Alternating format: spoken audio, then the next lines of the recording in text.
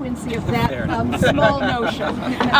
As everyone knows, of course, Constitution was built here in Boston, which is why we're here in Boston. So the Navy Yard itself, let's talk about that for just a moment. This yard, the Charlestown or Boston Navy Yard, it went by different names throughout its career, begins in 1799-1800 when 30 acres are purchased by the United States federal government to create a Navy Yard here in Boston. Now, Constitution was built before this Navy Yard actually existed. She was launched in 1797, but she was built at a private shipyard, and we're going to talk about that in a few minutes. So after the first 3 of the 6 frigates are launched in 1797, the Navy actually decided they needed real Navy yards of their very own, as opposed to leasing private shipyards. So 30 acres was purchased here in Boston. This area was known as Leechmere's Point. It's actually a very historic piece of property, even before the Navy steps here. Do you know what happened here in April of 1775? Oh, someone had his hand up. Battle of Bunker Hill was in this general area. Bunker Hill is June of 1775, so right, that's that happens in June of 1775. Yes, sir. This is where the troops embarked on their march to Concord. That's right. So actually, before that happens, it's where our friend Paul Revere, of course, hits the beach. He is rowed across the mouth of the Charles River on the night of April 18th, and he comes here to the shoreline, somewhere essentially between Building 5, which is the brick building behind me, the National Park Service Visitor Center, and the Constitution Museum. This is roughly the original shoreline of this part of Leechmere's Point. This is where Paul Revere was rowed across the river to. He gets on his borrowed horse and he rides west out to Concord and to the Lexington area. The next day, the British would land here to march west. And then, of course, in June of 1775, it's where the British would land also to go up what is actually Breed's Hill, right? Not really Bunker Hill. Breed's Hill, to fight the battle that still was named Bunker Hill Battle. Bunker Hill is the next hill over, which has a Catholic church on the top of it today. So this is very, very historic ground even before the Navy occupies it. But as I say, the Navy buys it between 1799 and 1800. And if we skip ahead to the period of the War of 1812, this Navy Yard becomes very important because it's where a lot of the vessels come in, specifically Constitution and USS Chesapeake, to be restored and repaired at different points during the war. When Constitution has her battle with Guerriere, this is where she's brought to in late August and early September of 1812 to be repaired after that battle, and she's brought here after the Java battle, and she comes here after the Sion and Levant battle in 1815. So all 3 of her battles, she receives her repairs here in this yard. It is from this yard that USS Chesapeake would go on its ill-fated last trip on June 1st, 1813, where she would sail down the harbor, go out the mouth of the harbor, and meet HMS Shannon for a 15-minute tragic battle where James Lawrence loses his life, where he says, "Don't give up the ship," supposedly, and USS Chesapeake is captured by HMS Shannon. In the 1830s, the yard was expanding tremendously. The reason we stopped here is because of the museum building and because of Dry Dock 1. So if you can turn your eyes to the dry dock at the moment. Dry Dock 1 is the second oldest dry dock in the United States. It was designed by an engineer named Loamy Baldwin, and he designed another dry dock down in the Norfolk, Virginia area that actually opened 2 weeks earlier than this dry dock. So we cannot claim to be the oldest dry dock in the country by just a scant 2 weeks. And the reason this dry dock was delayed in its opening was because the president was visiting Boston. Who was the president in 1833?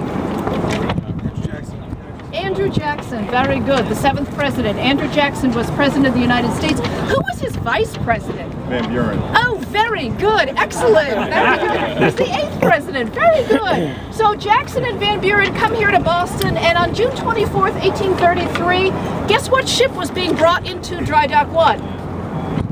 Trick question. Very good. Trick question. Constitution. Excellent. Excellent. So, USS Constitution was the very first vessel to ever enter this dry dock. Unfortunately, the President of the United States was ill-disposed that day. He was not well on that trip at all. He remained in his hotel, and it would be Vice President Martin Van Buren who would observe the dry docking of this very famous vessel at that point in time in this magnificent piece of engineering, which was what we now call Dry Dock 1. The dock has been expanded several times throughout the 19th and the 20th century to its present dimension. It's a little over 400 feet now in length. It can actually fit a World War II Fletcher-class destroyer, which is why the dock was expanded, so that during World War II, here in the Boston Navy Yard, which was largely a repair. This was largely a repair and refit yard. Destroyers could actually fit in this dry dock. It was one of 5 dry docks for this Navy Yard. Today it can hold about 4.6 million gallons of water. It takes 90 minutes to fill, and it can take up to 14 hours to empty, especially if you're lowering a ship down onto its keel blocks in the center of the dock. In the winter of 2015, Constitution will be going back into dry dock for her next restoration, and she will likely be in the dock for at least 3 years or so. Yes, sir. So this is one of 5? Correct, in this Navy Yard. So are the other ones still existing? Or have they They physically are here, but they are no longer operational. This is the only one of the 3 in this immediate yard that is operational. Dry Dock 2 is behind the museum in my building. It is no longer operational. It hasn't been for decades. Dry Dock 5 is all the way at the very end of the Navy Yard, down by the new Spaulding Rehabilitation Hospital, no longer operational. And Dry Docks 3 and 4, which were very large, are very large. They are down in South Boston. They are operational and they are commercially run today. They are large enough to take the luxury liner, the Queen Elizabeth II. So they are quite a large size. You can see them as you fly in to Logan Airport if you happen to be on the west side of the plane as you're landing at Logan.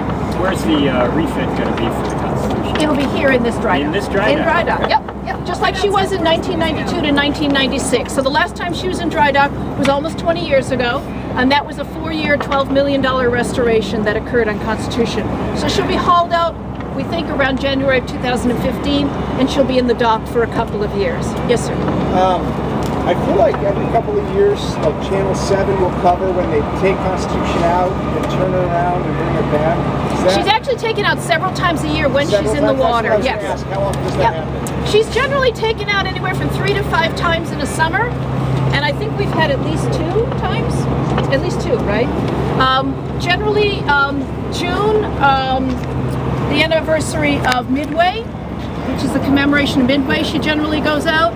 She always goes out on the 4th of July.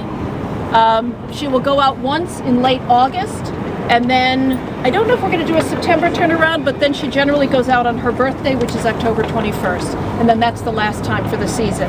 And whatever direction she was facing at the beginning of the season, when the season is over, she's facing in the opposite direction. The whole idea of these quote-unquote turnaround cruises was so that the vessel could be turned and she can weather evenly on both sides. So at least once a year, she should be turned. When she's in dry dock, she is in that position for the whole time she's in dry dock. So she comes bow in, she remains bow in for 3 to 5 years, and then she's launched at the end of the dry docking period. The trips that she does go and get turned around, just, or on the 4th of July, for example, does the boat leave Boston Harbor? No, she does not leave Boston Harbor. She goes to the bottom of the harbor, which is Castle Island, which is a pre-Revolutionary era war fort that's been rehabilitated many, many times, now called Castle Island. I can't remember what the name of the fort is called. Fort Williams? Fort Independence now. It used to be called Fort Williams at one point. Fort Independence now. Thank you. So she doesn't leave Boston Harbor. She actually hasn't left Boston Harbor since 1997, when she sailed under her own power for her 200th anniversary on July 21st, 1997. Where did she go next? She went to Marblehead at that point, which is about 20 miles north of here. What's kind of going on over there now? So we're actually going to walk over and I'll explain what's going on in the ship in just a moment. So let me just finish the quick story of the Navy Yard while I wait for this enormous truck to come by us. I was watching. No one got smushed back there. I was watching. They're amazing, the truck drivers. They're pretty incredible. So the Charlestown Navy Yard started with the 30 acres, essentially where we're standing right now, which goes basically from Gate 1 to the back side of Building 22, which is the Constitution Museum today. Building 22 was built in 1833 because it was the engine house for the steam pumps to withdraw the water from the dry dock originally. The dry dock was originally gravity fed with water. It would take 2 high tides to fill the dry dock, and then when you wanted to remove the water, there were steam pumps in the basement of what's now the museum building. The water would be sucked through conduits under the pier here into cisterns in the basement of the building, and then the water would be allowed to remove from the cisterns back through piping out into the harbor. It was really quite an ingenious setup, actually, the way they were able to move the water back and forth. Very, very smart and extremely necessary to repair ships the size of Constitution. By the time this yard closed in 1974, the yard went from 30 acres to 150 acres. And if you have time to walk around throughout this week, which I encourage you to do, If you walk straight down to the very end under the Tobin Bridge at the Mystic River, you will come to the very end of the 150 acres, and that's where the new Spalding Rehabilitation Hospital was just opened this past April. You'll see Dry Dock 5 down at that end of the yard. Two of the oldest buildings in the yard, or three of the oldest buildings I should mention in the yard. If you turn around and you look at the brick and white building that is the lone white stripes where the windows are, that is the Marine Barracks. Somewhere inside that modern building is the original Marine Barracks, which dates to about 1805. If you go to the left of the Marine Barracks, you see the large brick house with the white back porch on it. That is the Commandant's house. That also dates to about 1805. The Commandant was the man who oversaw the Navy Yard. And then actually parts of buildings 4 and 5, which is the National Park Service Visitor Center next to the ship and administrative offices for USS Constitution. Again, parts of that building date to the early 1800s. So those are three of our oldest buildings that we have in the Navy Yard still with us today. The National Park Service is the landlord for all of us that are here in this Navy Yard, of this 30 acres I should say. So we all lease our buildings and our space from the National Park Service. They came in 1974 to take over this 30 historic acres of the yard. The other 120 acres that are outside this property, where you have the Spalding Hospital and Mass General Hospital and condominiums and apartment buildings, is all overseen by the Boston Redevelopment Association Boston Redevelopment Authority, which is an arm of the city of Boston. And so it's a leasing program to develop the real estate out in that property there. So the Navy doesn't own anything anymore? The Navy doesn't own anything except USS Constitution in the Navy Yard. How about the Marine? Nope, they don't own the Marine Barracks. All the buildings are actually owned by the National Park Service. We even lease our building from the National Park Service, even though we are civilian. Is that used by the Marines? It is not used by the Marines, no. It is actually offices for the National Park Service, Boston National Historical Park, and there is some temporary housing in there for transient So National Park that's Service. historic. Correct. It is this historic name. The National Park Service interpretation goal of this Navy Yard, when the yard closed in 1974, the National Park Service goal is to keep the look of the Navy Yard as it was in 1974. So that sign was on that building in 1974, and so it remains, which is interesting. However, some of the interpretation that happens in this yard is a World War II story, because that was the last major heyday of this Navy Yard. This was a repair yard, and hundreds of ships went in and out of this yard during the course of World War II. The Rosie the Riveter story is one of the most important stories of this Navy Yard during World War II. There were tens of thousands of men and women that worked 24 hours a day, 7 days a week in this yard during World War II. So it's really quite fascinating. If you have time, going into the visitor center, which is behind the garbage truck over there, you'll see it in just a moment. If you go into the visitor center, the National Park Service Visitor Center, there is a video in there that talks about the 174-year history of the yard, and a wonderful exhibition that gives you a sense of the development of this yard. Other questions before we head over towards the ship? Can you talk about what's going to happen when it's in dry dock? Yes, let's get beyond the garbage truck. I can't